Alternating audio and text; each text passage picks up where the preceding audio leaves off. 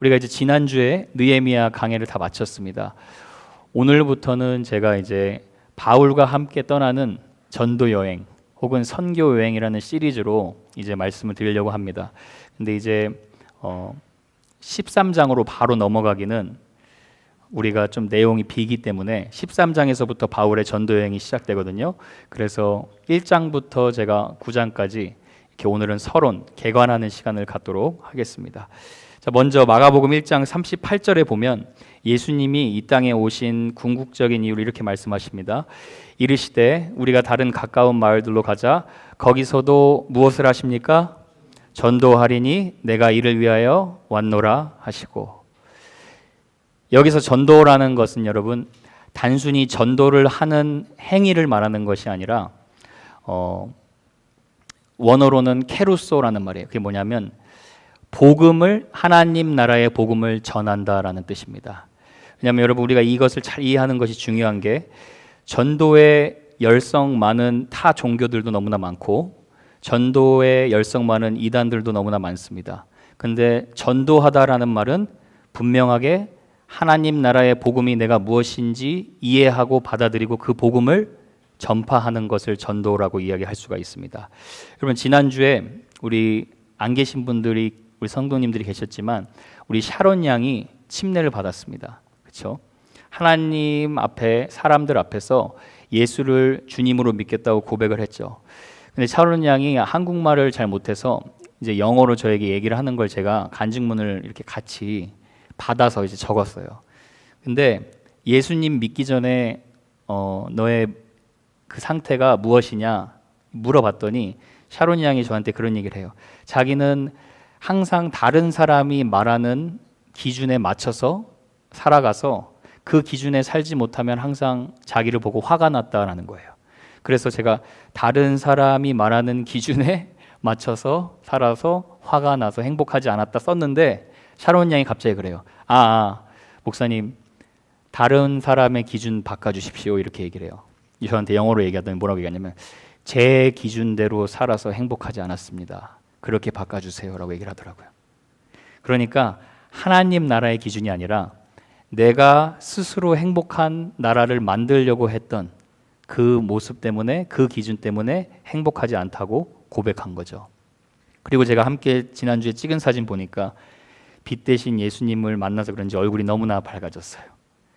여러분 링컨 대통령이 나이 40이면 자기 얼굴에 책임져야 한다 이런 말을 하셨어요. 근데 얼굴을 내 맘대로 책임 못 집니다. 빛 대신 예수님을 만나야 얼굴도 밝아지고 인생도 밝아지는 것인 줄로 믿습니다. 교회가 여러분 이 사명을 위해 존재하죠. 그래서 예수님을 만나고 예수님을 만나게 하기 위해 사도행전에 교회를 탄생시키기 전에 하나님께서 미션을 주셨습니다. 1장 8절의 미션 이거 여러분 다 이제 외우셔야 합니다. 외워볼까요 함께? 오직 성령이 너희에게 임하시면 너희가 권능을 받고 예루살렘과 온 유대와 사마리아와 땅끝까지 이르러 내 증인이 되리라 하시니라. 이 사도행전 전체 내용이 이 말씀이 어떻게 구체적으로 이루어지는가를 담은 사도행전 역사의 내용이에요. 그래서 1장부터 7장까지는 예루살렘의 교회가 세워지고 복음이 전파되는 내용을 다루고 있고 8장부터 12장까지는 유대와 사마리아 땅이 복음화되는 거 그리고 13장부터 이제 바울의 전도 여행 세계 이방인을 향한 전도 여행이 시작되는 것입니다. 그래서 오늘 전도 여행에 떠나기에 앞서서 제가 살펴보고 싶은 부분이 무엇이냐 복음이 이방 땅에 이렇게 퍼지기 전에 복음이 저와 여러분을 통해서 주변의 삶으로 퍼지기 전에 하나님은 교회를 어떻게 준비시키셨고 또 그 전도가 실제적으로 되어지는 그 과정 가운데 하나님이 우리 성도들을 우리를 어떻게 준비시켰는지 그 부분을 제가 핵심적인 내용을 하나씩 확인하려고 합니다. 오늘 말씀을 통해서 다시 한번 저와 여러분의 이 땅의 부르심이 무엇인지 확인하고 또 순종할 수 있는 그런 복된 시간 될 수 있기를 축복합니다. 1장의 핵심 내용은 바로 이것입니다. 전도와 선교를 주도하시는 분은 성령님이시다라는 거예요. 자, 여러분 1장 2절을 보면 이렇게 나옵니다. 그가 택하신 사도들에게 성령으로 명하시고 승천하신 날까지의 일을 기록하였노라. 이 말씀은 일단 한 단어씩 분해할 정도로 중요한 말씀인데 가장 먼저 중요한 말씀이 무엇이냐? 그가 택하신 사도들에게라는 말이 나옵니다. 그렇죠? 여러분 이 말이 무슨 말일까요? 하나님이 자신의 영광스러운 일을 누군가에게 맡기실 때 세상적으로 실력이 있고 자격 있는 자를 택하시지 않는다라는 거예요. 하나님은 그러면 누구를 택하시냐? 하나님이 사랑하시고 하나님이 원하시는 자를 택하신다라는 것입니다. 여러분 12사도들이 누구였습니까? 12사도들 중에 반은 갈릴리 어부 출신이었어요. 그리고 나머지 반은 성격이 유별나고 개팍하기로 유명한 바리새파 열심당원들이었습니다. 여러분 요즘 우리나라 조국에서 대통령 선거가 한창이지 않습니까? 사람들이 많이 고민을 해요. 정직하고 착한 청렴한 대통령을 뽑느냐? 아니면 말 잘하는 대통령을 뽑느냐? 어떤 중요한 일을 맡길 때는 자격을 갖추어야 그 일을 감당할 수 있죠. 그런데 하나님은 무엇을 보시느냐? 하나님이 스스로 택하시고 하나님이 사랑하고 싶은 자를 택하셔서 자격 없는 자를 자격 있는 자로 갖추어 가신다라는 거예요. 우리 사랑하는 여러분, 여러분을 하나님께서 구원하시고 다른 하나님을 위한 선한 일에 열심을 내는 자로 부르신 이유는 하나님이 그저 여러분을 사랑해 주신 전적인 은혜인 줄로 믿습니다.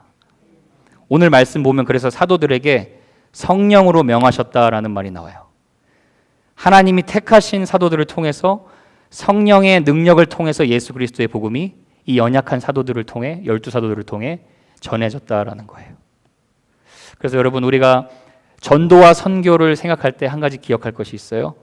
내가 하는 것이 아닙니다. 성령님이 내 안에서 나를 통해 일하시는 거예요. 하나님이 나를 택해 주신 것이 내가 유일하게 세상에 나가서 자랑해야 할 스펙이에요. 그것을 믿는 것이 전도와 선교의 순종의 시작인 줄 믿습니다. 계속해서 1장 3절을 보세요. 3절을 같이 한번 읽어보겠습니다. 3절 시작. 그가 고난받으신 후에 또한 그들에게 확실한 많은 증거로 친히 살아계심을 나타내사 40일 동안 그들에게 보이시며 하나님 나라의 일을 말씀하시니라. 자, 여러분 예수님이 부활하신 후에 제자들이 예수님이 죽은 줄만 알고 불안해하고 있었죠. 그래서 예수님이 제자들에게 나타나시고 도마에게도 나타나셨어요. 근데 예수님이 나타나셔서 자 봐라, 내가 죽음을 이기고 정복하고 사망 권세 깨뜨린 하나님이다. 이제 믿을 수 있니? 이제 간다, 안녕 하고 부활을 승천하신 게 아니에요. 보여주시고 나서 오늘 뭐라고 얘기하고 있죠? 40일 동안 하나님 나라의 일을 말씀하셨다라고 얘기를 해요. 여기 영어로 보면 이렇게 나와요. For 40 days speaking about the kingdom of God이라고 얘기를 해요. 사람이 여러분 예수님 믿고 단번에 성령 체험하고 변하면 얼마나 좋겠습니까? 근데 그렇지 않아요. 성령 체험보다 더 중요한 것이 있습니다. 성령 체험보다 더 중요한 게 성령 인도예요. 성령 충만함이에요.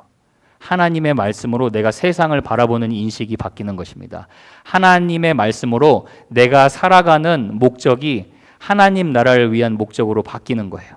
그래서 예수님이 40일 동안 제자들에게 하나님 나라의 시민으로서 이 땅에서 어떻게 살아가야 하고 어떤 분명한 미션, 목적을 가지고 살아가야 하는지 40일 동안 집중적으로 다시 한번 가르쳐 주신 거예요.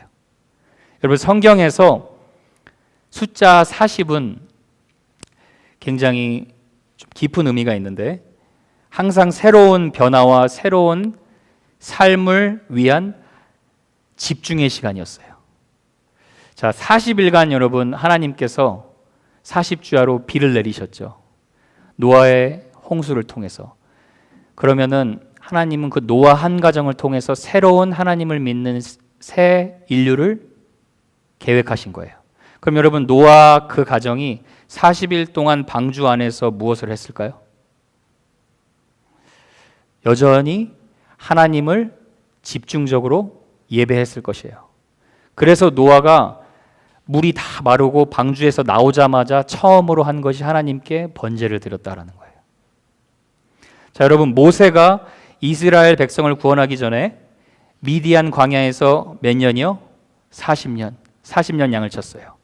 자, 여러분 아무런 경험 없이 광야에서 40년을 살 수 있을지는 몰라도 200만 백성들을 다 데리고 아무런 경험 없이 그 백성들을 40년 동안 인도하기는 불가능했을 것입니다. 무엇을 알 수 있느냐? 하나님은 저와 여러분을 세상에 보내실 때 반드시 삶의 의미와 목적과 방향을 하나님 나라의 방향으로 재정립하는 집중의 시간을 허락하신다라는 거예요. 여러분, 제가 한 가지만 더 예를 들어볼게요. 요한복음 4장에 보면 이제 사마리아 여인 같은 경우에는 예수님을 만나죠. 예수님을 만나자마자 어떻게 했다고 나옵니까? 그 자리에서 예수님 만나자마자 물동이를 버리고 사마리아로 가서 예수님을 전했다라고 나와요. 그럼 여러분, 예수님 전할 수 있는 자격은 무엇이냐? 그냥 예수님을 제대로 만나는 겁니다. 그렇죠? 그거 하나면 충분합니다. 그런데 여러분, 여기에서도 하나님 말씀을 집중해서 다시 배우는 원리가 나옵니다. 자, 요한복음 4장 39절을 보세요. 39절 보시면 여자의 말이 내가 행한 모든 것을 그가 내게 말하였다 증언하므로 그 동네 중에 많은 사마리아인이 예수를 믿는지라. 자, 여자가 예수님을 만났다고 얘기했더니 많은 사마리아인이 어떻게 했다고요? 예수를 믿었다고요. 근데 여기서 예수를 믿었다는 게 예수님이 단순히 하나님인 거를 믿었다는 이유인지 그런 뜻인지 아니면은 정말 구원자이심을 믿었다라는 건지 정확히 알 수가 없어요. 그런데 40절을 보세요. 40절 보시면 40절 같이 한번 읽어보겠습니다. 시작. 사마리아인들이 예수께 와서 자기들과 함께 유하시기를 청하니 거기서 이틀을 유하심에. 자, 여러분, 사마리아 여인의 말은 들었어요. 근데 뭔가 더 큰 확신이 필요했던 것 같아요. 그래서 사마리아인들이 예수님께 우리 집에 좀 제발 머물고 가십시오 얘기를 한 거예요. 그래서 이틀 동안 예수님이 직접 구원받는 자의 삶이 무엇인지, 구원받는 이후의 삶이 무엇인지, 하나님 나라의 백성으로 사는 것이 무엇인지 집중적으로 가르쳐 주신 거예요. 그랬더니 그 사마리아 사람들이 어떻게 얘기하느냐? 41절 보시면 예수의 말씀으로 말미암아 믿는 자가 더욱 많아 그 여자에게 분명히 말하죠. 뭐라고 얘기합니까? 우리가 믿는 것은 네 말로 인함이 아니라 우리가 친히 듣고 그가 참으로 세상의 구주신 줄 알미라 하였더라. 예수님께 직접 하나님의 말씀을 듣고 예수님이 구원자임을 믿었다라는 거예요. 여러분, 여기서 우리가 꼭 기억해야 될 것이 있습니다. 우리가 전도와 선교 무엇을 하는 거에 앞서서 가장 중요한 것이 무엇이냐? 하루하루 내가 하나님의 말씀에 붙들려서 하나님의 말씀에 인도받는 순종의 흔적이 나에게 있어야 된다는 거예요. 내가 예수님을 따라가는 나의 삶의 흔적이 있어야 된다는 거예요. 그래야 하나님 우리를 세상에 보내셔서 내가 예수님을 전할 때 그 예수님이 능력 있게 다른 사람들을 구원하실 수 있는 그런 도구로 하나님이 사용하신다는 것입니다. 1장이 여기까지의 스토리예요. 하나님의 말씀에 집중하는 시간을 우리가 반드시 가져야 될 줄로 믿습니다.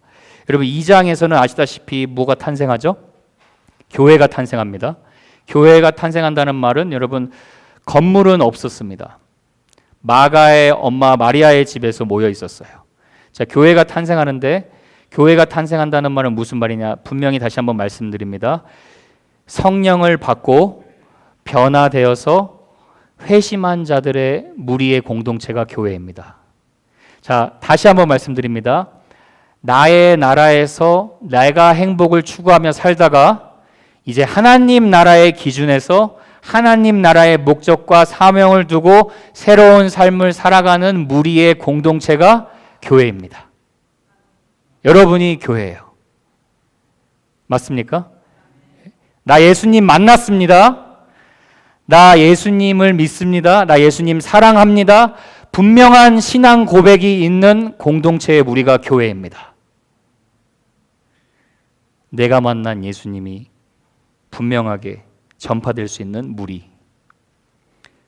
자, 여러분, 성령을 받은 공동체 안에 무슨 일이 일어나느냐? 4절에 보면 이렇게 나와요. 그들이 다 성령의 충만함을 받고 성령이 말하게 하심을 따라 뭘로 말했다고요? 다른 언어들로 말하기 시작했다. 외국어로 말하기 시작했어요. 근데 무슨 말을 했느냐? 제가 시간을 줄여서 얘기하자면 15개의 지역에서 온 사람들이 각자의 언어로 무엇을 말했다고 얘기하고 있죠? 11절에 하나님의 큰 일을 말했다라고 얘기를 해요. 자, 여러분, 성령의 충만함을 받았을 때 교회에서 일어나는 일이 무엇입니까? 예수 그리스도의 복음을 담대하게 전파하고, 또 예수 그리스도의 복음이 충만하게 전파되니까 각 지역에서 하나님의 큰일, 그 십자가의 복음을 자기 나라의 언어로 알아듣는 기적이 일어난 거예요. 여러분, 성령 충만함의 가장 중요한 절정과 기적이 무엇이냐? 사람들이 복음을 들을 수 있는 거예요. 복음을 받아들일 수 있는 거예요. 자, 여러분, 오늘날 유튜브에 무분별한 성령 운동은 굉장히 많죠.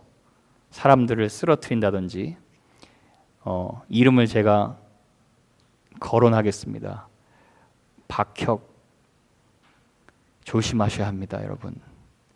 성령님은 내가 손으로 좌지우지하는 사람이 아니에요. 성령님은 하나님이세요. 성령님을 복음을 드러내는 인격이 아니라 비인격적인 능력으로 잘못 오해해서 나오는 결과입니다. 오늘 보면 성령님의 가장 주된 사역이 무엇이냐? 십자가에 달리신 예수 그리스도를 믿게 하는 거예요. 그래서 성령의 권능을 받으면 무엇이 된다고 합니까? 예수님의 증인이 된다라는 거예요. 여러분, 성령님 받으셨습니까? 받으셨어요? 예수님 믿었으면 성령 받은 거예요. 성령님이 우리에게 왜 와주셨습니까? 예수님의 증인이 되라고.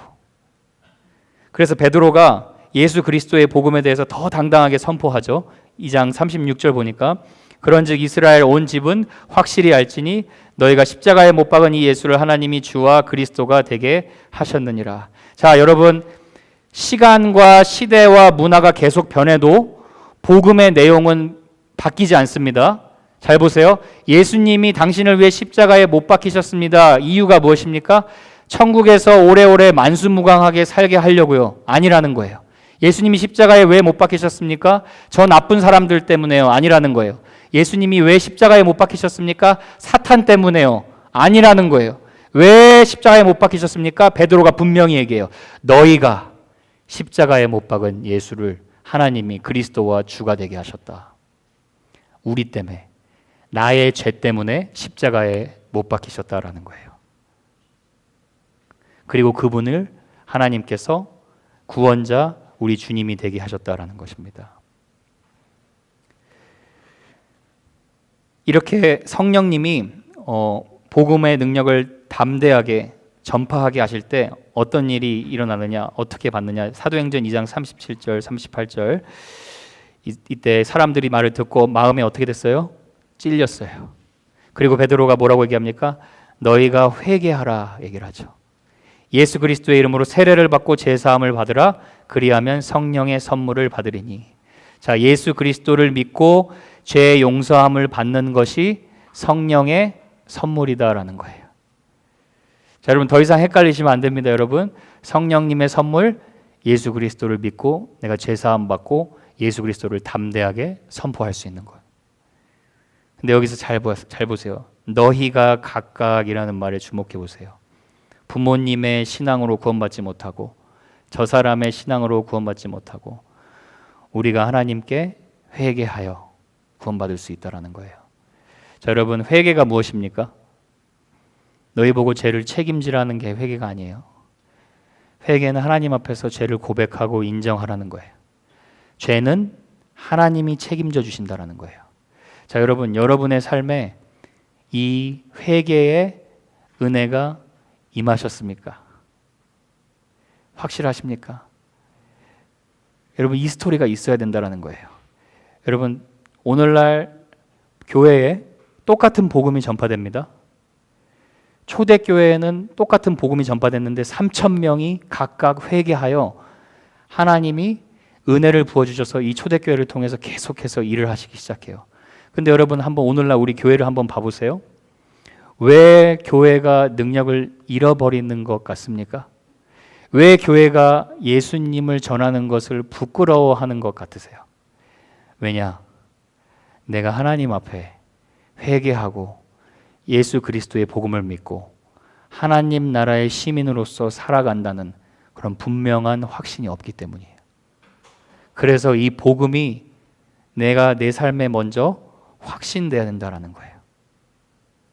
여러분, 복음으로 여러분이 정말 변화된 여러분의 스토리를 당당하게 전할 수 있기를 축복합니다. 아마도 저는 이 3,000명, 이 회개한 3,000명이 분명히 이 찬송가를 불렀다고 생각을 합니다. 이 찬송가 가사 다 아시죠? 주 예수 내가 알기 전 날 먼저 사랑했네. 그 크신 사랑 나타나 내 영혼 거듭났네. 주 내 맘에 늘 계시고 나 주의 안에 있어. 저 포도 비유 같으니 참 좋은 나의 친구. 분명한 회심한 신앙 고백이 있었던 거예요. 3,000명의 교회를 만드는 게 중요한 게 아니라 3,000명 모두가 주님을 찬양하고 사랑하는 분명한 신앙 고백 공동체로 준비되었다라는 거예요. 그래서 그 결과가 어땠느냐? 사도행전 2장 47절을 한번 같이 한번 보겠습니다. 하나님을 찬미하며 또 온 백성에게 칭송을 받으니 주께서 구원받는 사람을 날마다 더하게 하시니라. 할렐루야. 하나님께서 먼저 각 사람을 하나님을 찬양하게 하시고, 그렇죠? 그리고 그 가운데 사람들이 우리가 찬양하는 그 기쁨을 보게 하시고 하나님께서 구원받는 사람을 더해 주셨다라는 거예요. 여러분, 이 은혜 우리 공동체에 계속해서 하나님께서 허락해 주시기를 축복합니다. 3장으로 가봅니다.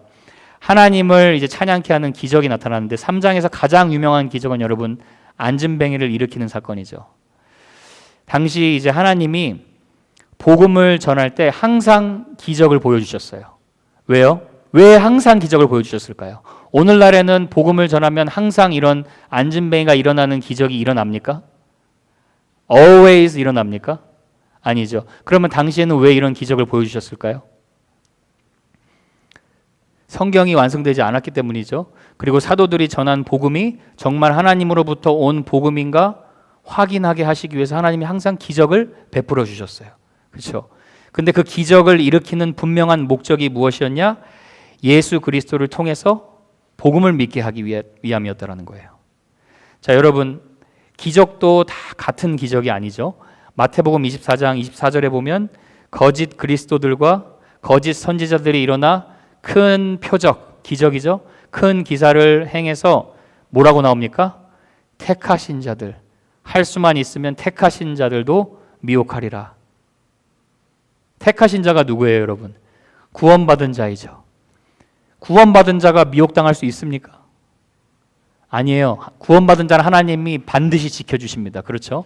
그런데 할 수만 있으면이라는 말은 마지막 때에 구원받은 자가 흔들릴 정도로 미혹과 기적, 거짓 선지자와 거짓 그리스도를 통해 드러난다는 거예요.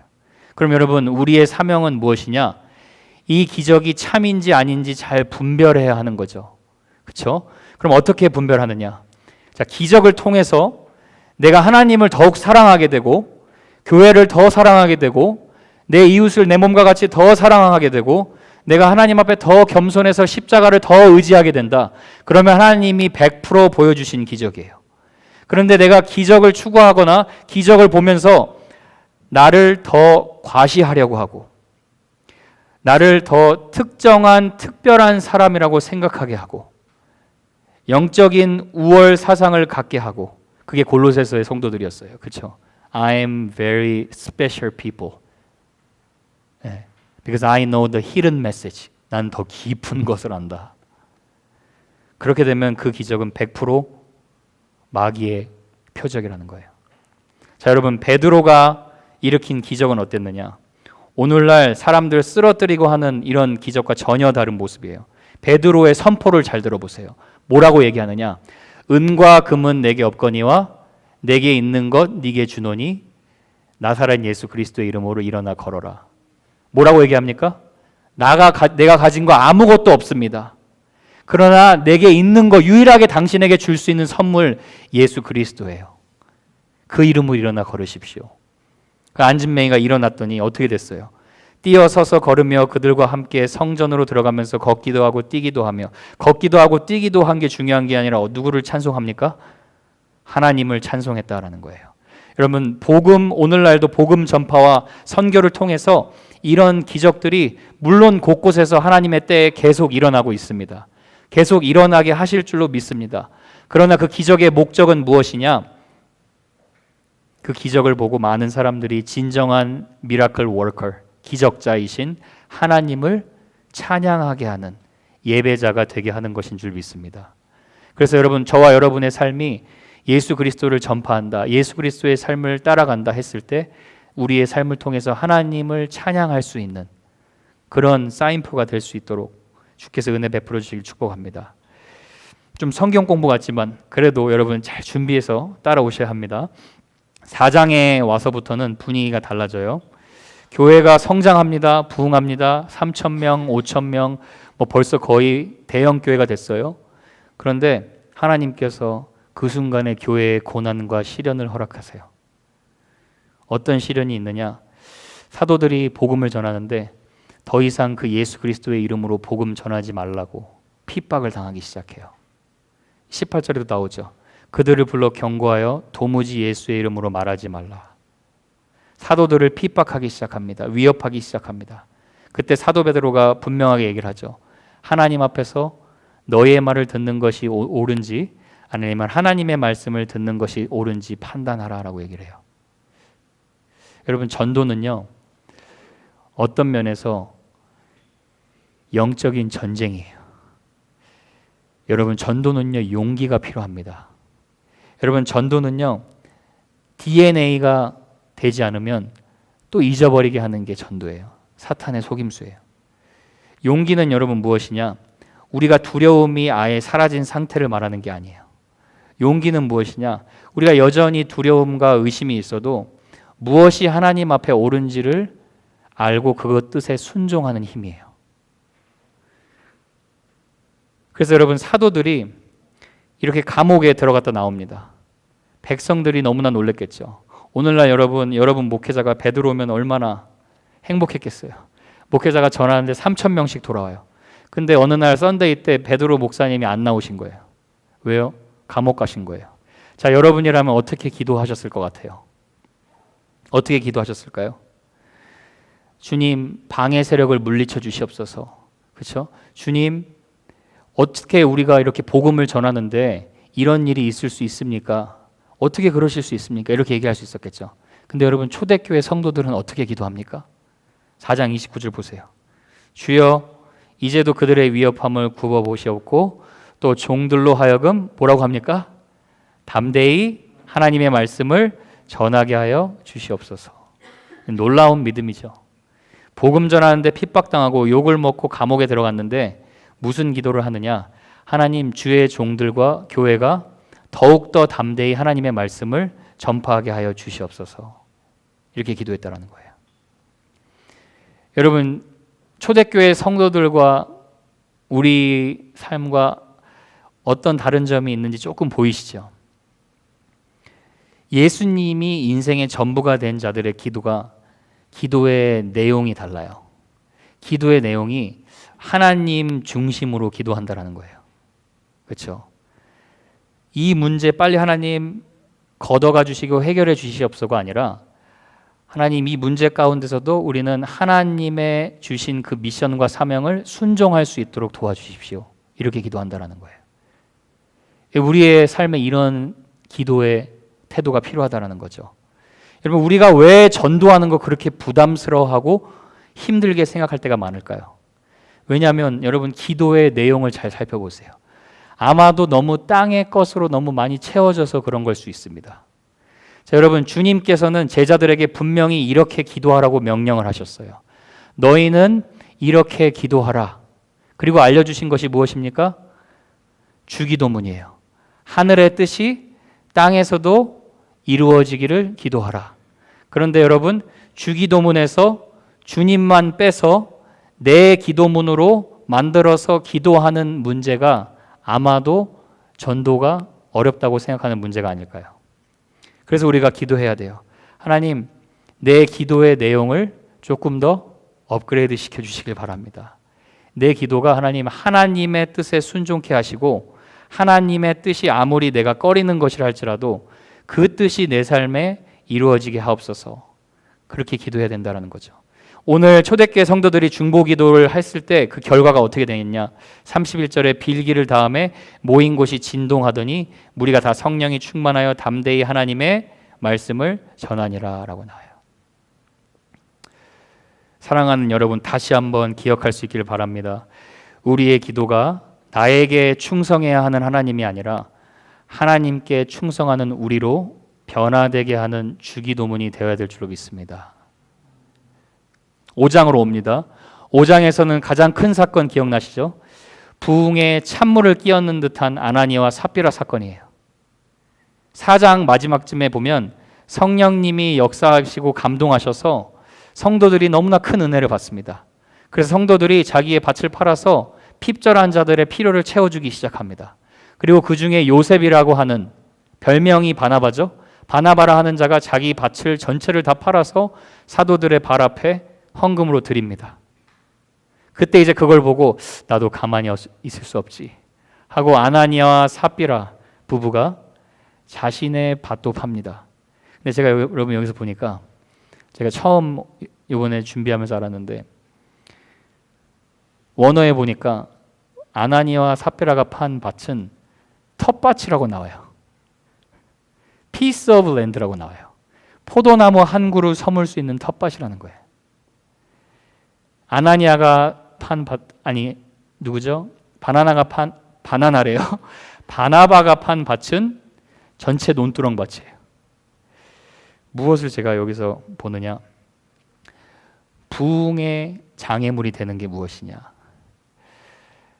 사람 앞에 보이려고 하는 거짓 헌신이라는 거예요.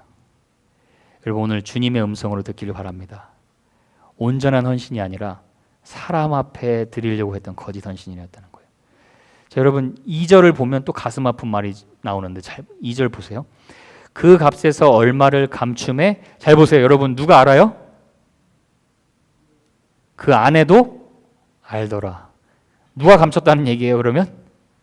남편이 그 밭을 팔고 난 그 값을 감춘 거예요. 근데 아내가 그거 본 거예요. 그러면 여러분 어떻게 했어야 돼요? 여보 그러면 안 되죠 얘기했어야죠. 그렇죠? 여보 적어도 하나님 속이면 안 되죠. 근데 눈 감았다라는 거예요. 여기서 베드로가 뭐라고 얘기하느냐? 네가 하나님을 속였다. 사탄이 네 속에 가득하였다라고 얘기를 해요. 여러분 작은 헌신, 겨자씨만한 헌신, 어떤 헌신도 하나님을 믿는 믿음으로 하나님 앞에 드린다. 하나님은 아름답게 받아주십니다. 그러나 하나님은 우리의 마음과 동기를 보시는 분이에요. 사람 앞에 보이려고 하는 잘못된 거짓 헌신은 하나님이 평가하실 때 사탄의 일이라고 평가하신다라는 것이에요. 아나니아가 그 일로 그 자리에서 죽게 됩니다. 한 번 속인 거 가지고 하나님 어떻게 그렇게 데리고 갈 수 있습니까? 제가 봤을 때 하나님의 성품을 생각한다면 여러분 한 번 속인 게 아닐 거예요. 습관적으로 그렇게 속여왔을 거예요. 아내가 몇 시간 후에 돌아옵니다. 베드로가 아내한테도 이제 물어봐요. 너 정말 이 판값 이것뿐이냐 물어봐요. 왜 물어봤을까요? 회개할 기회를 주는 거예요. 근데 아내가 뭐라고 얘기합니까? 아닙니다. 죄송합니다가 아니, 네 그것뿐입니다. 발뺌을 해요. 회개할 기회를 줬는데 져버렸어요. 그 자리에서 삽비라도 하나님이 데리고 가셔요. 자 여러분 전도와 선교의 눈으로 이 사건 한번 바라볼까요? 전도와 선교 문이 막 열리고 있는데 잘 보세요 여러분. 하나님이 교회를 통해서 복음을 전파하게 하실 때 복음을 전파하는 그 행위만을 중요하게 생각하지 않으시고 하나님은 교회의 거룩함을 보신다라는 거예요. 여러분 히브리서에 보면 거룩함이 없이는 주를 볼 수 없다라고 얘기하셨어요. 하나님은 우리를 깨끗게 하시고 그 깨끗한 그릇에 자신의 영광이신 예수 그리스도의 빛을 담아서 선포하게 하신다라는 거예요. 그래서 디모데후서 2장 21절에 보면 누구든지 자기를 깨끗하게 하면 기이 쓰는 그릇이 되어 거룩하고 주인의 쓰심에 합당하며 모든 선한 일에 준비함이 되리라라고 말씀합니다. 사랑하는 여러분, 전도와 선교가 여러분의 삶을 통해서 문이 열리기 위해 거룩하고 깨끗한 기 쓰는 그릇으로 준비될 수 있기를 바랍니다. 여러분, 초대교회가 분위기가 좀 다운됐어요. 근데 여러분, 하나님이 원하시던 게 있었습니다. 11절 보시면 이렇게 나와요. 온 교회와 이 일을 듣는 사람들이 다 크게 두려워하니라. 영어로 보면 이렇게 나와요. The great fear came upon the whole church라고 나와요. 무슨 말이냐? 처음으로 하나님을 진정으로 경외함이 회복된 거예요. 어느 순간 교회가 커지고 사람들도 많아지니까 사람들의 하나님의 눈을 속이면서 가볍게 신앙생활 하던 자들이 있었어요. 그러나 하나님이 교회의 경외심을, 하나님을 경외하는 거룩함을 회복시키신 것입니다. 여러분, 기억해야 합니다. 복음을 전하는 능력과 하나님이 우리를 거룩하게 하신 거룩함이 함께 간다라는 거예요. 타협하지 않고 복음의 능력이 우리를 통해 드러나야 될 줄로 믿습니다. 자, 6장으로 옵니다. 하나님의 말씀이 왕성해지는 그 내용입니다. 이제 교회가 여러분 하나님의 일을 이제 감당하기 시작하니까 조직을 갖추기 시작합니다. 그래서 7 집사를 세워요. 7 집사는 성령과 지혜가 충만한 사람, 그리고 하나님의 사람에게 칭찬받는 7 사람을 세웁니다. 그리고 사도들이 기도하는 일과 말씀 사역에 힘을 씁니다. 근데 이제 교회가 커짐에 따라 여러분 무엇도 함께 자라는지 분명하게 나와 있죠. 사도행전 6장 7절에 잘 보세요. 뭐라고 나와 있습니까? 하나님의 말씀이 어떻게 됐다고요? 점점 왕성해졌다. Word of God 이렇게 영어로 나와요. Increased라고 나와요. 자, 하나님의 말씀이 왕성해짐으로 뭐가 많아집니까? 제자의 수가 많아졌다라고 나와요. 그리고 그 제자의 길을 따르는 무리들도 많아졌다. 복종하니라라고 나오죠. 제가 여러분 어제 이 말씀 묵상하면서 정말 여러분한테 죄송한 말씀일지 모르지만 이렇게 기도했어요. 하나님의 말씀이 왕성해지기까지 숫자의 부흥을 주지 마십시오라고 얘기했습니다. 그렇게 기도했어요. 하나님의 말씀과 숫자의 부흥이 함께 왕성해질 수 있도록 응답해 주십시오. 저에게는 굉장한 도전의 믿음이었어요. 제자의 수가 많아지게 도와주십시오, 하나님. 하나님이 그런 순종 우리 가운데 부어주시길 바랍니다. 7장에서 유명한 스데반 집사님이 등장합니다. 스데반 집사님은 여러분 원래 구제 사역을 맡아서 했죠. 근데 스데반 집사님이 말씀 전하시는 능력도 탁월했던 것 같아요. 여러분이 7장 나중에 집에 가서 보시면 아시겠지만 1절부터 53절까지 스데반 집사님이 설교하는 내용이에요. 굉장히 긴 내용인데 제가 정리해 보니까 이런 내용이에요. 2절부터 9절까지 아브라함으로 시작된 하나님 약속, 요셉을 통해 지켜지는 약속, 모세를 통해 이어지는 약속, 이스라엘 백성이 불순종합니다. 그러나 다윗과 솔로몬을 통해 이어진 하나님의 약속이 예수 그리스도를 통해 이루어져서 그 복음을 전하고 회개하고 돌아오라라고 초청합니다. 여러분, 스데반 누가 전했습니까? 집사님이 전했어요. 스데반 집사님은 집사님이라는 직분자이기 전에 예수님을 사랑한, 영혼을 사랑한 전도자였다라는 거예요. 여러분, 우리 시대, 우리 교회에 이런 스데반 집사님이 많이 필요합니다. 주님을 사랑하고 복음을 전하고 영혼을 사랑하는 전도자들이, 저와 여러분이 그런 스데반 같은 집사님 되길 축복합니다. 스데반 집사님 안타깝게도 복음을 전하고 순교하게 되시는데, 복음을 전하니까 어떤 사람은 마음이 찔려서 회개하고 어떤 사람은 이를 갈아요. 근데 이게 순교하면서 스데반 집사님이 억울해하지 않고 분노하지 않습니다. 그리고 스데반 집사님이 순교하는 그 현장에 이 청년 사울이 드디어 등장하게 됩니다. 사도행전 7장 58절 보시면 이렇게 나오죠.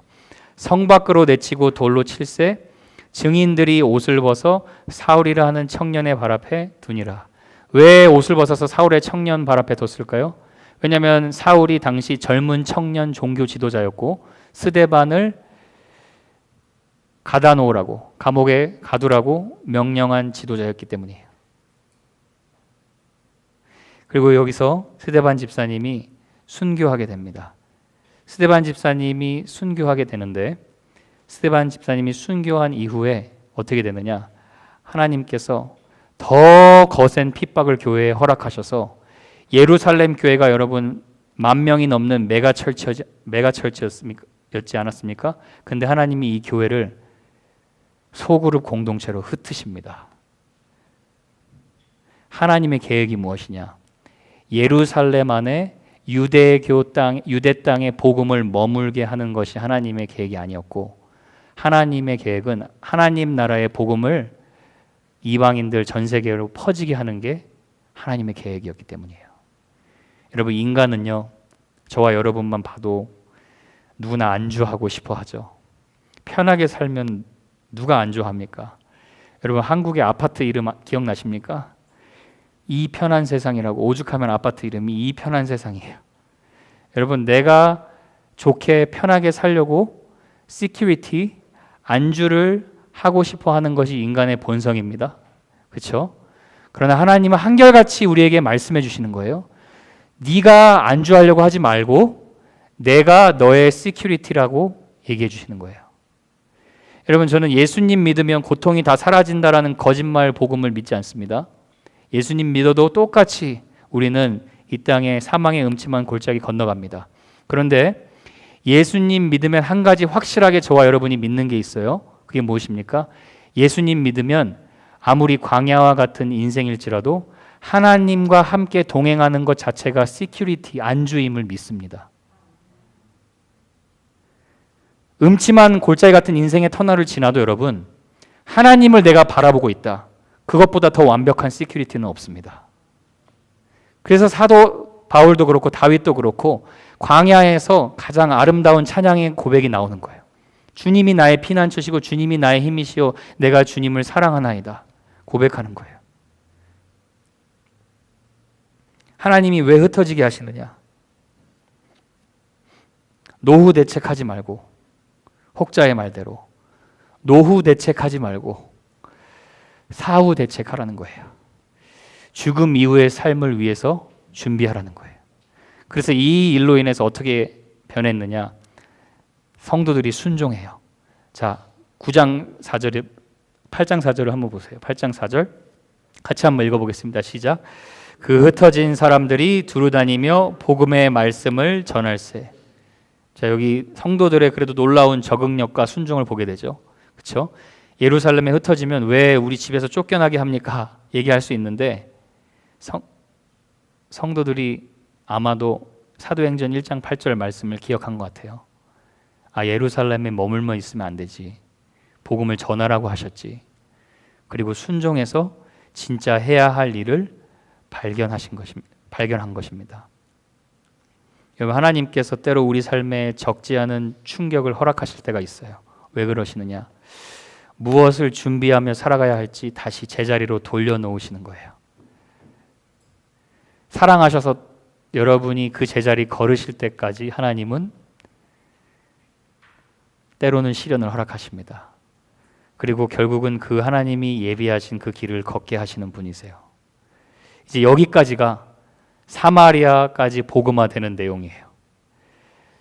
시작되는 거 보이시죠? 예루살렘, 유대, 사마리아. 그렇죠? 이제 땅끝까지가 남았어요. 땅끝 이방인들의 선교의 문이 열려야 돼요. 근데 이제 그때 살기가 등등해서 성도들을 감옥에 넣고 다녔던 사울을 하나님이 만나 주셔요.